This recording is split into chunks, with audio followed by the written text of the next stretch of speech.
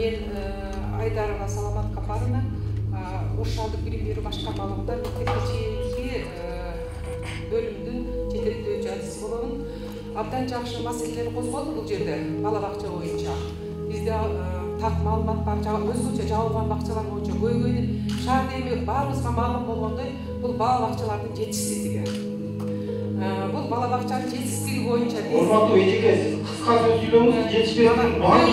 Биринчи көйгөй канча бала бакча жетишпейт? Бир бала бакчада 200 орунлук бала бакчада канча бала кайнаган азыр? Бизде бүгүнкү күндө бала бакчага тартылган балдар 31%. Кезекте турган балдардын саны 15. Ал эми бүгүнкү күндө бала бакчада жүргөн балдар чындыгын айтканда нормадан ашты.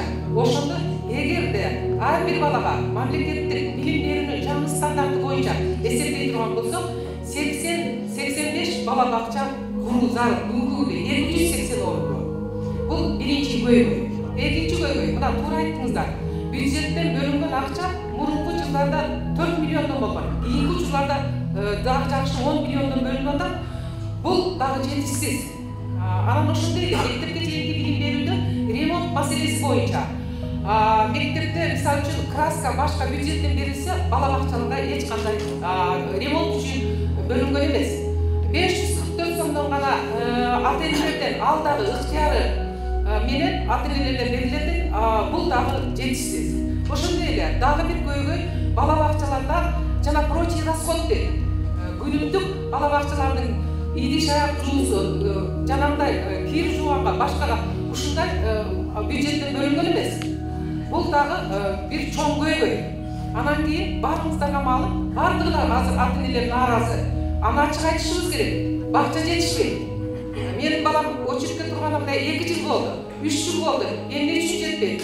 Мына электрондук кезек кирди. Электрондук кезек кирген менен ал жерде бакча жетишпесе ал жетпейт. Ошондуктан бүгүнкү күндөгү ата-энелердин мына социалдык тармактарда бүт барыңыздарга белгилүү бала бакчанын жетишсиздиги чоң көйгөй.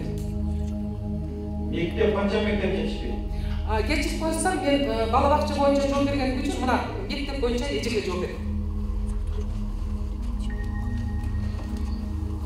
Саламатсыздарбы? Бизде бала бакча жетишпеген дейли. Бизде мектеп дагы жетишпейт. Себеби дегенде ар бир мектепте 1200 окуучунун ордуна 2500 окуучу окуп атат азыр. Класстар ошондон жетишпейт. Бир класста 60-64 окуучу биринчи класска келип окуп калып атат.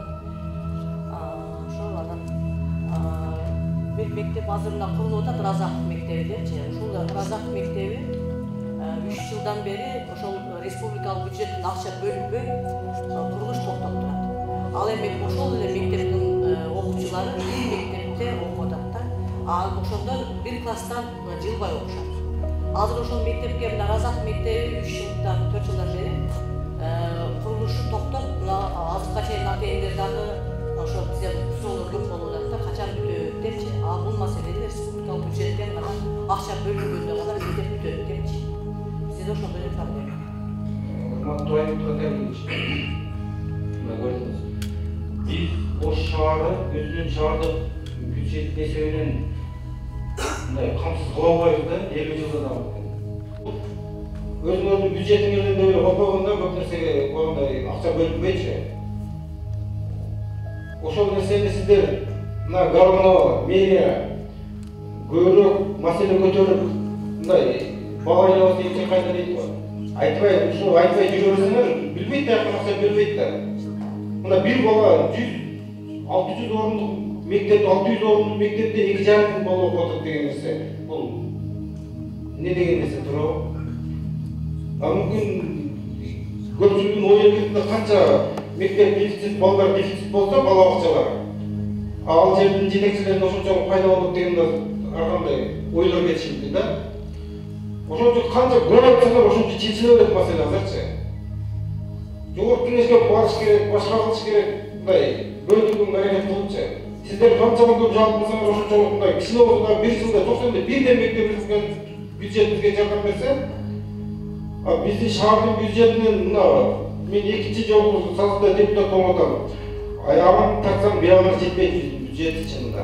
зарплатадан ашпайды. Мындай нерселерге дагы эптеп бөлүп, жылда ошондо дагы 2-ден 3-төн садиктер курулуп атат биздин бюджет эсебинен, мектеп менен. Мектеп курулбасак да садиктерге ушундай болуп атат да, садиктер курулуп атат. Алар жакшы нерсе. Ошол нерсеге бизге бир кошумча кичине бир жардам берилсе жакшы болот эле. Ушундай маселелерди уккан чыкырдык да бизче.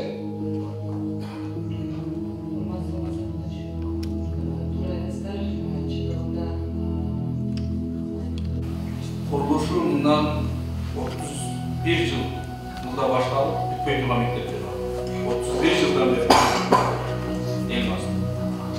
Akçamın da 3-4 yıldan beri bütün mektepleri var. Bunun bağında biz daha nasıl işte çoğu diktatlar mevzuları. Ben özümden nasıl sunucu böyle başladı durum. Bu yıl başladı. 20 yıl bütün öğüsten çok değerli olsun. Bir başladı var. Kıska mühletin içinde bir aymakta alıp durup, uşol жерде bütün sap жақсы болот дегенде. Анткени ал жерде ар birimiz, мен өзүмдүн айтайын, өзүбүздүн көмөчкө күтәрдик, башкалып калсын деп башталып алган менен, бирок түтпөй калгандар экилер өтө көп. Эми чындыгында биздин баягы биздин келечек, билимдүү жаштар биздин келечегибиз. Айтылыш керек бир мамлекетти çoğulayın desem birinci bilim veri sistemasını kuruluyor. Bizde jogorda aytıp ketти, bir klasta 60-64 okuyup деген окуу эмес. Эми бизде мынакей жердеги зал, мына биз азыр 60га жеткен адам отурабыз. Ушунча залдын чоңдугу, мындай кондиционерлер туруп, уже бизге аба жетпейт. Уйку сурап отурабыз. 64 bir кичинекей класста окугандар алар гипоксияларда отурат. Алар кайра айынан билим албастан, алар таза абаны жута албастан кайра окуса болбойт. Чындыгында мындай маселелер көп. Бул бүгүн жаралып калбак. Бул ошончо жылдан бери топтолуп келген маселелер экен да. Балким мен ойлойм, ушундай негерге жеткирип койгон кээ ошол кезиндеги жетекчилер азыр кичине уялып отурса керек. Себеби ошол мезгилинде ошондой сайттерди, ошондой социалдык мекемелерди сатып, ошол кызыл кепиртегинин айынан жеп алгандар эми кичине ойлонсо керек, ойлонуп отурган. А биз бүгүнкү көйгөйдү, ушунча көйгөй экен, бар экен билип турган бүгүнкү жетекчилердин арасында да ошого карабастан ушундай жегиштик кылып аткандар бар да. Ошол эле бүтпөй калган мекемелерде ошол мезгилиндеги жетекчи болуп тургандардын тежеси бар да, кичине жерди жеп алып.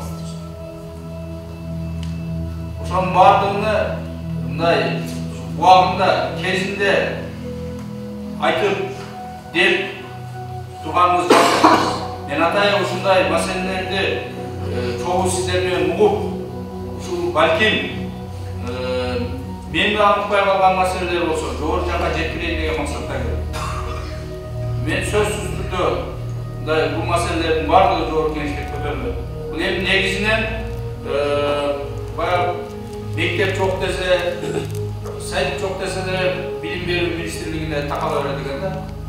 Чындыгында ал билим берүү министрлиги бул нерселерге эч кандай текшерүү кылышпайт. Бул барып финанс министрлигинен баягы курулуш тармагына бөлүнөт экен, алар турат экен. Бирок жегенде мушту акырында келип билим берүү системасында иштеген ошол жетекчилерди жеп кала берет экен да. Жакында Чаткалда баягы мектептин потологу түшүп кеткенде дагы сөздү билим берүү министри. Чындыгында анын жанагы ремонтуна, башкасына ал министрликтен эч кандай текшерүү жок. Ал жактарынан карашыбыз керек. Эми мына сиздер айткан бүт маселелерди жазып алдым. Колдон келишинче баарына ачыгын айтыш керек, 100% аткарыш керек. Ал болбойт да. Мемлекетке келип болду, баарыны деп мындай кете бере турган адамдардан эмес. Колундан келишинче 10% болсо да жардам тийсе, мен ошого ыраазымын. Бирок мүмкүн болушунча бардык мындай азыр кайталап аткан көйгөйлөрдү чечпек керек. Жетекчилер